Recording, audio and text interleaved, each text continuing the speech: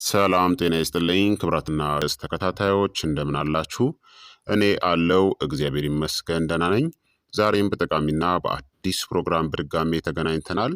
በዛሬው የጤና ፕሮግራማችን ላይ የምንመለከተው ደካማ የሆነ እንቅልፍ ወይም ደግሞ እንቅልፍ አለመተኛት ልባችንን እንዴት እንደሚጎዳ እነግራችኋለሁኝ። እንዲሁም እንቅልፍ ለልባችን ጤና እንዴት አስፈላጊ እንደሆነም በደንብ እነግራችኋለሁኝ። ይህ የጤና ትምህርት ታዲያ ለበርካታ ሰዎች በጣም ጠቃሚና አስተማሪም ስለሆነ ሁላችሁም በቅንነት ላይክና ሼር በማድረግ ሌሎችንም አስተምሩ አሳውቁላለሁኝ።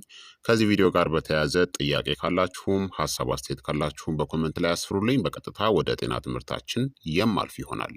ደካማ እንቅልፍ ማለት ከ7 ሰዓታት በታች መተኛት፣ ተደጋጋሚ የእንቅልፍ መቆራረጥ ወይም ደግሞ ዝቅተኛ ጥራት ያለው እንቅልፍ ማለት ሲሆን የልብና የደም ዝውውር ስርዓታችንን በቀጥታ ይጎዳዋል። እንዴት እንደሚጎዳ ዋና ዋና መንገዶቹን ልንገራችሁ። አንደኛ፣ የደም ግፊትን በከፍተኛ ሁኔታ ይጨምራል። በጥልቅ እንቅልፍ ጊዜ የደም ግፊታችን በተፈጥሮ ከ10 እስከ 20% ይቀንሳል። እንቅልፍን በበቂ ካልተኛችሁ ምን ይፈጠራል መሰላችሁ? የደም ስሮች ጥብቅ ሆነው ይቆያሉ። ግፊት ከፍተኛ ሆኖም ይቆያል። ልብ ለብዙ ሰዓታትም ያለማቋረጥ ጠንክሮ ይሰራል።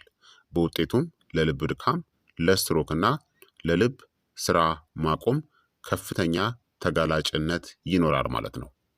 ሁለተኛ፣ ስር የሰደደ ብግነት ወይም ደግሞ ኢንፍላሜሽንን ያስከትላል። ደካማ የሆነ እንቅልፍ የሲ ሪአክቲቭ ፕሮቲን እናም የሳይቶኪን የኢንፍላሜሽን ምልክቶችን ይጨምራል። ኢንፍላሜሽን ስር የሰደደ በሚሆንበት ጊዜ ደግሞ የደም ስሮቻችንን ይጎዳል። በደም ወሳጅ ቧንቧዎች ውስጥ የፕላክ ክምችት መጨመርንም ያፋጥናል። አትሮስክለሮሲስ የምንለውን ያስከትላል። የልብ ህብረ ህዋሳትንም ያዳክማል። ይህ የልብና የደም ስር በሽታዎች ዋነኛ የሆነ መንስኤ ነው። ሶስተኛ፣ የጭንቀት ሆርሞኖችን ይጨምራል። ኮርቲሶል እናም አድሬናሊን። እንቅልፍ ማጣት ሰውነትን ወደ የመዳን ሁኔታ ውስጥ ወደ ትግል ውስጥ ያስገባዋል፣ ሰርቫይቭ ለማድረግ ማለት ነው። የጭንቀት ሆርሞኖችም ይጨምራሉ። ይህም ከፍተኛ የሆነ የልብ ምት፣ ከፍተኛ የደም ግፊት፣ የጠበቡ የደም ስሮች በልብ ላይ የበለጠ ጫናንም ይፈጥራል። ከጊዜ በኋላ ይህ ወደ ልብ ምት ችግሮችና የደም ወሳጅ ጉዳት ያመራል።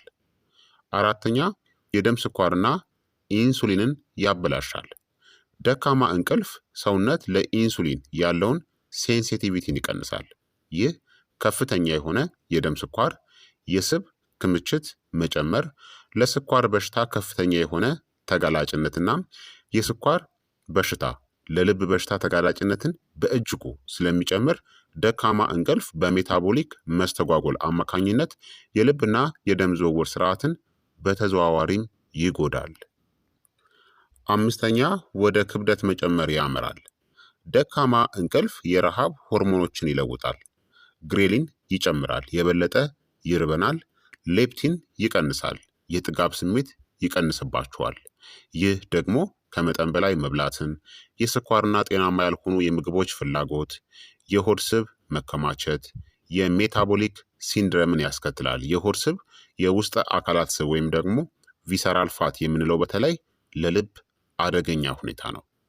ስድስተኛ፣ አሪቲሚያ ወይም ደግሞ ያልተስተካከለ የልብ ምት አደጋን ይጨምራል።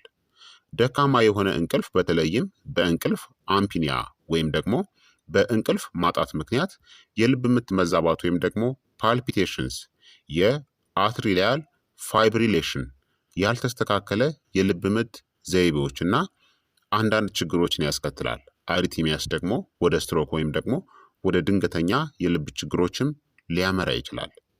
ሰባተኛ፣ በሽታ የመከላከል ስርዓትንም ያዳክማል። ስር የሰደደ የእንቅልፍ ማጣት የተጎዱ የደም ስሮችን የመጠገን ችሎታን ይቀንሳል። ይህ ፕላክ በደም ወሳጅ ቧንቧዎች ውስጥ እንዲያድግ ይፈቅዳል። ይህም ለልብ ድካም አስተዋጽኦን ያደርጋል። ስምንተኛ፣ የኦክስጅን አቅርቦትን ይቀንሳል፣ በተለይ በእንቅልፍ አምፒኒያ አማካኝነት።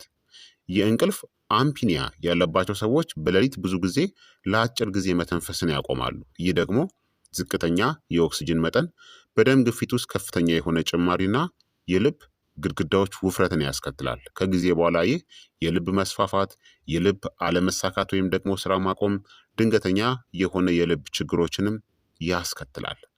ዘጠነኛ ኤልዲኤል ወይም ደግሞ መጥፎ የሆነ ኮሌስትሮልን ይጨምርብናል። ደካማ የሆነ የእንቅልፍ ዘይቤ ኤልዲኤል ኮሌስትሮልን ይጨምራል፣ ትራይግሊሰራይድን ይጨምራል፣ በደም ወሳጅ ቧንቧዎች ውስጥ የፕላክ መከማቸትንም ይጨምራል። በተለምዶ ልብን የሚጠብቀውን ኤችዲኤል ወይም ደግሞ ጥሩ የምንለው ኮሌስትሮልን ደግሞ ይቀንሰዋል። አስረኛ የልብ ድካምን ያስከትላል። የአካል እንቅስቃሴን ስለሚቀንስ ማለት ነው። ስትደክሙ ስፖርት አትሰሩም፣ ሜታቦሊዝማችሁም ይቀንሳል፣ የደም ዝውውራችሁም ይዳከማል። ይህ ጥምረት ለልብ በሽታ ተጋላጭነትን ይጨምራል ማለት ነው። ስለዚህ ደካማ የሆነ የእንቅልፍ ዘይቤ ካላችሁ፣ በቀን ውስጥ በቂ እንቅልፍን የማትተኙ ከሆነ ማለትም ከ7 ሰዓታት በታች አዘውትራችሁ ሁልጊዜም ቢሆን የምትተኙ ከሆነ ከባድ የሆነ አደጋ ውስጥ ትወድቃላችሁ ማለት ነው። በጊዜ ሂደት ልባችሁ ስራው እየተዳከመ ይመጣል። ታዲያ እንቅልፍ ለልብ ጤና እጅግ በጣም አስፈላጊ የሆነው ለምን እንደሆነ ልንገራችሁ። እንቅልፍ እረፍት ብቻ አይደለም፣ አስፈላጊ ባዮሎጂያዊ ተግባር ነው። በእንቅልፍ ወቅት ሰውነታችን ወሳኝ የሆነ የልብና የደም ዝውውር ጥገናዎችንም ያከናውናል። እንቅልፍ በጣም አስፈላጊ የሆነው ለምን መሰላችሁ? አንደኛ የደም ስሮችን ይሰራል። ጥልቅ የእንቅልፍ ሰውነት የደም ቧንቧ ግድግዳዎችን ይጠግናል፣ ብግነትን ይቀንሳል፣ መርዞችን ለማስወገድም ይረዳል፣ የደም ዝውውርንም ለማሻሻል ይረዳናል።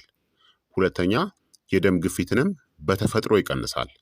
ጤናማ እንቅልፍ በየምሽቱ ለብዙ ሰዓታት የደም ግፊትን ይቀንሳል። ይህ ለልባችን እረፍትን ይሰጠዋል። ሶስተኛ የልብ ምትን ይቆጣጠራል። ጥሩ እንቅልፍ የልብ ምታችሁን የተረጋጋ ያደርገዋል። እናም የነርቭ ስርዓታችሁም ሚዛናዊ ሆኖ እንዲቆይም ይረዳዋል። አራተኛ የጭንቀት ሆርሞኖችንም ይቀንሳል። ጥራት ያለው እንቅልፍ ኮርቲሶል እናም አድሬናሊንን በመቀነስ ልብን ከቋሚ ጭንቀትም ይጠብቃል። አምስተኛ የሜታቦሊዝምን ሚዛንም ይጠብቃል። ጤናማ የሆነ እንቅልፍ የኢንሱሊን ሴንሲቲቪቲን ያሻሽላል፣ የምግብ ፍላጎትን ይቆጣጠራል፣ ውፍረትን እናም የስኳር በሽታንም ይከላከላል። እነዚህ ሁሉ ለልብ መከላከያ በጣም ወሳኝ ናቸው። ስድስተኛ በሽታ የመከላከል ስርዓትንም ያጠናክራል። ጠንካራ የበሽታ መከላከያ ስርዓት ብግነትን ይከላከላል እናም በደም ወሳጅ ቧንቧዎች ውስጥ የፕላክ መከማቸትንም ይቀንሳል። ሰባተኛ ጤናማ የኦክስጅን መጠንንም ይደግፋል። በእንቅልፍ ወቅት መደበኛ መተንፈስ ኦክስጅን በተረጋጋ ሁኔታ እንዲፈስ ያደርጋል። ይህም በልብ ላይ ያለውን ጫናን ይቀንሳል። ታዲያ ለልብ ጤና የተሻለው የእንቅልፍ መጠን ምን ያክል እንደሆነ ልንገራችሁ። አዋቂዎች በየምሽቱ ከ7 እስከ 9 ሰዓታት ቢተኙ ተመራጭነት አለው። ታዳጊዎች ደግሞ በየምሽቱ ከ8 እስከ 10 ሰዓታት መተኛት አለባቸው። ልጆች ወይም ደግሞ ጨቅላ ህፃናቶች ምንጊዜም ቢሆን ከ9 እስከ 12 ሰዓታት መተኛት ይኖርባቸዋል። የእንቅልፍ ጥራት ከሰዓታት ብዛት ጋር እኩል አስፈላጊ ነው ማለት ነው። ታዲያ እንቅልፍ በጣም አስፈላጊ ነው። ከልክ በላይ የምትተኙ ከሆነ ደግሞ እንቅልፍም ጉዳት እንዳለው ማወቅ አለባችሁ። ለጠንካራ ልብ ታዲያ የተሻለ የሆነ እንቅልፍን ለማግኘት ከፈለጋችሁ ከመተኛታችሁ በፊት ከ1 ሰዓት በፊት ስክሪኖችን ወይም ደግሞ ስልኮችን፣ ላፕቶፖችን ማስወገድ ያስፈልጋል። ወጥ የሆነ የእንቅልፍ መርሃ ግብርን መጠበቅ አለባችሁ። በሌሊት ደግሞ ከባድ ምግቦችን አስወግዱ። ከ2 ሰዓታት በኋላ ደግሞ ማታ ላይ ካፌንን አትጠቀሙ ወይም ደግሞ ቀንሱ። ማለትም እንደ ቡና ያሉ መጠጦችን ማለት ነው። በመደበኛነት ደግሞ የአካል ብቃት እንቅስቃሴን አድርጉ።